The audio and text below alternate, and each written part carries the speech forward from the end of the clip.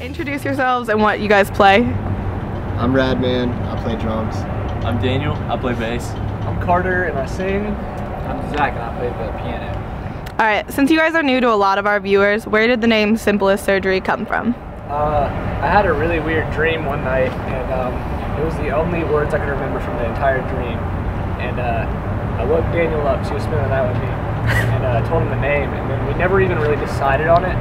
We kind of just kept it around until it stuck with us. So we played a show under the name. We're like, all right, well, I guess that's it. So, Alright, how did each of you start playing music? we started a church band when we were in 8th grade. We were supposed to be in 8th grade. We were in 9th grade. All of us skipped grades. All three of us. Wow. And We're geniuses. yes. Genius side. We're evil geniuses. And so we're really not even good at music. We just got everybody under mind tricks. But and so we started like that, and then it evolved into this somehow. Alright. So when asking your fans what their favorite part about you guys is, a lot of them talked about the video Dirty Dance streamers. Oh yeah. Where did that come from? We wanted to do a video and we didn't know what kind of video to do, and it was Wednesday night. We were just hanging out and that's what we came up with. We love to dress up in costumes, Yes. and so like obviously we had to do a video dressed up in costumes. If you want to know, We were earlier DJing for that, and we put that song. well, no. If you want to know where it really came from, go on YouTube and watch Pond de Fleur by Major Lazer. And it was directed by a guy named Eric Wareheim from Tim and Eric Awesome Show. And it's actually the same song that they used, and like same premise for the video. Yeah. We just kind of ripped it off, but did our own. And put on costumes. And put on costumes. So what is the writing process like for you guys? Yeah, I think I'm It really varies. A lot of times Carter will start with like an idea, lyrically idea, and then he'll bring it to me and Daniel, and then we'll all Piece it just together. And we like Radman. He's just new, so he's gonna be on the news. He's gonna be in the news stories for that. So he's our newest guy. And, but yeah, I'll write some words, and then we never like have one song that's solely written by one person. Like, It's maybe always the pretty lyrics different. might be, and the music might be like 2 different people or 3 different people, or it all kind of just varies. I like to keep it entertaining. Okay. What song of yours do you think fans can most relate to? Everyone do one. Everyone do one. Under Control. Do you want us to say why? Or just Yeah. say why? I just think it's people can normally relate. Probably still one little guitar riff, and then people People relate to that riff. People relate to that kind of stuff. Really well. No, I think that they can relate to Under Control because it's a party song. Who doesn't like to party? Like, who doesn't like to have a good time? And the riff is a Hang out party. with your It's a friends. party riff. The riff just like It's a party riff. the riff is Party just like riff. my life. Well, I'm gonna Yeah. I'm gonna shake it up and say probably my very first heartbreak. Yeah. The song's about getting dumped by someone who thinks they can do better, and then they realize that they can't. But you actually found, like through your heartbreak, you found the person that really matters the most. I feel like a lot of people go through that. That was a pretty close to home. And even the dynamics in the song, I feel like kind of like take your heart and then like it comes back and it's happy at the end, and like I really think that's like people can relate to that really well. Yeah, everyone's first heartbreak sucks, but it's always necessary. It feels like to get it out of the way, to knock it out, then you're better. So what song of yours do you personally like most relate to? What is like the most close at heart for you? Under Control. Mine's my very first heartbreak for sure. I've tried to change it, but I can't change it. It's my favorite song. So. I'm gonna go Loved by You. Relate to that one. I think my very first. I read the words on that really personally, and sounds still kind of. I was like,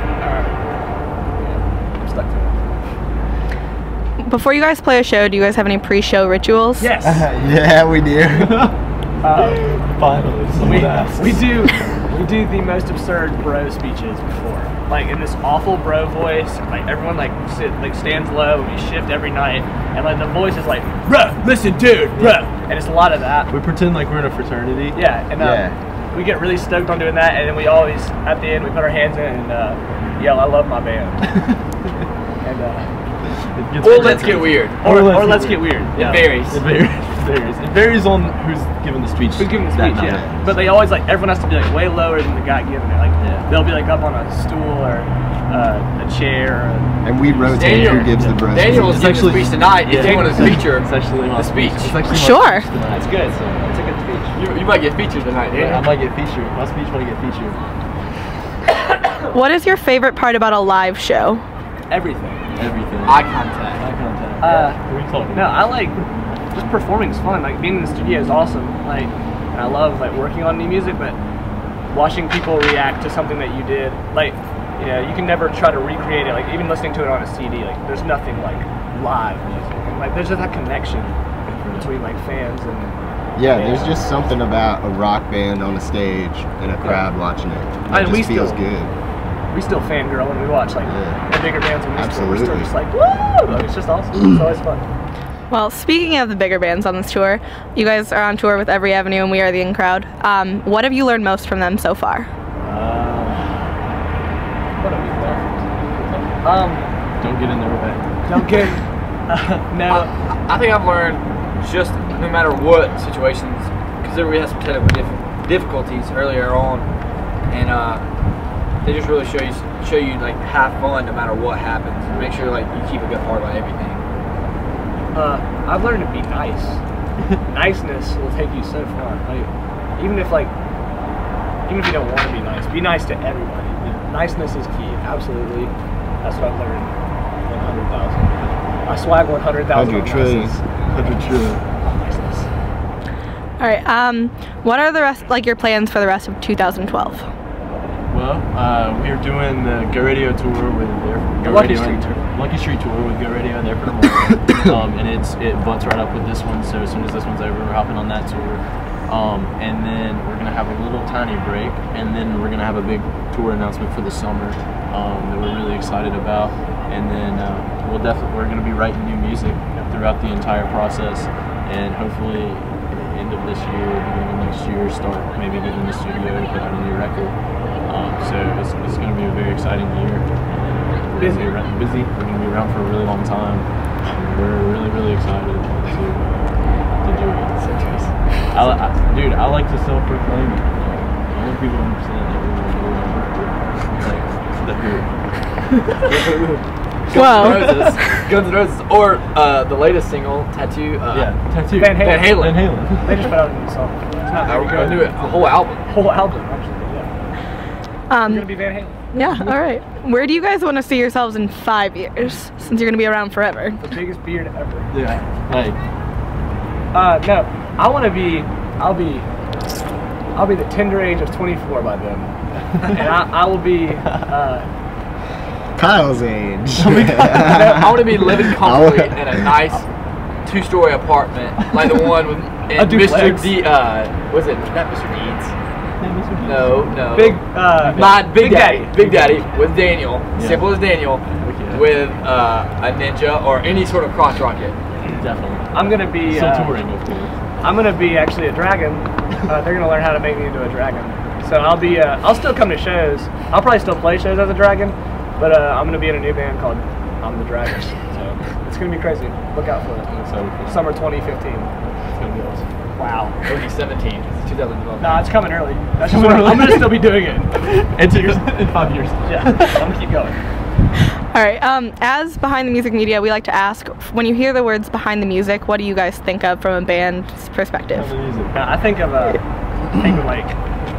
music being in a like a police lineup, and like being like behind them, like looking through the glass, like oh my god.